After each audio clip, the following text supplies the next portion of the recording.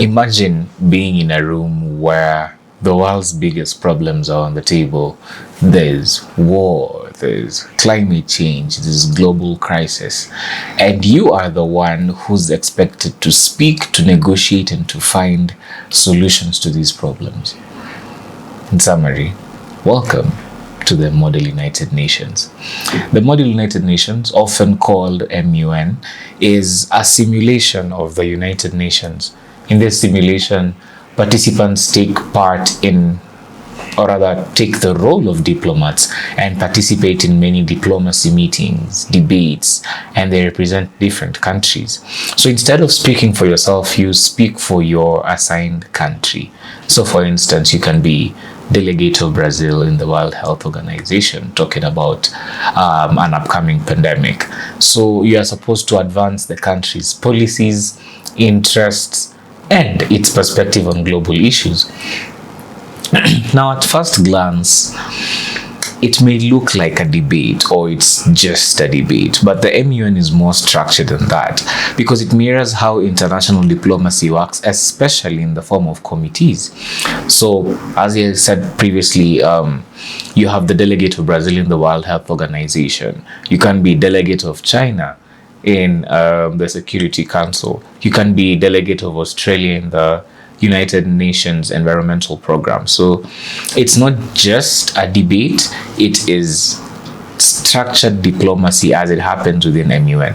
And not only that, but also more specifically, so in our context, we have three primary committees. We have the General Assembly, we have the International Court of Justice, and we have the International Law Commission. The reason why these three are important is most of the MUN topics or most of the MUN debates will be structured along these three committees. And now, more specifically so, there's different ways how these are run. So for ILC, primarily, you will have the writing and the discussion of policy papers, because the International Law Commission is the primary body that makes international policies. Therefore, the ILC shall be more or less concerned with policy papers. The International Court of Justice, as the name suggests, is a court wherein should states have any disputes, they are settled before this court. The states' disputes arise from them breaking international treaties or agreements, and so one state is aggrieved by another, and as such they come to court. The ICJ is not a human rights court or a court where individual claims can be brought.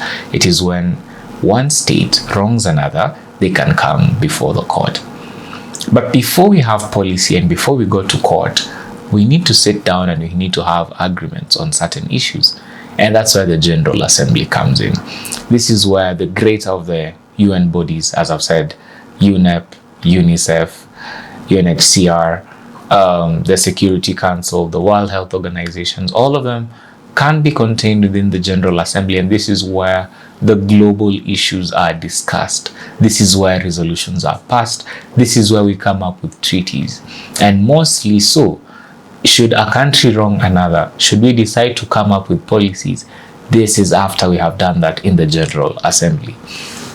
Now, as I've said, you need to be in a committee, and once inside a committee, the process begins formally. Delegates start with opening speeches where they outline their country's position on a certain issue, and these speeches are normally very short, but they set the tone. It shows you who your allies are. It shows you your potential alliances, shows you your position on certain matters, and can even now come into the tension of the matter itself, or where the tension is arising. And so from there, the debate becomes a bit more interactive. And the debate specifically in the General Assembly can take two formats, either a moderated caucus or an unmoderated caucus.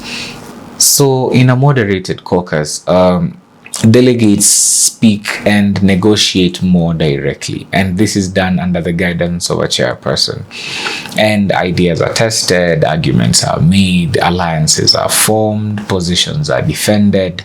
But diplomacy is not just about formal speeches, it's also about negotiation. And that is where an unmoderated caucus comes in. So an unmoderated caucus is more of a negotiation where this country decides to say, okay, we need to solve the problem, and the only way we can solve it is if we do this. And then another country says, yes, actually we can do this. And then another country signs it, and then another country comes. And this is where the collaboration comes in. So think of the moderated caucus as more of a formal process, and the unmoderated caucus as the negotiation and the collaboration bit of it. And this would not all be, just talk, as someone would say that people go in suits and they just speak continuously. You pass resolutions, and resolutions are what the countries have decided on the same. So writing a resolution is both very strategic and collaborative. Every clause matters. You need to confirm that this is your country's position. You get other countries to sign in on it. And more so, going forward, it is the collaborations of each and every country, each and every single one of your allies into coming to a decision. And, well, voting is the final step. Delegates decide whether to support or to reject a resolution. And if it passes, the committee adopts said solution, and then it is passed to the ILC where it becomes policy. And should there be any need for an advisory opinion, or should any state violate this resolution, then we can go to the ICJ.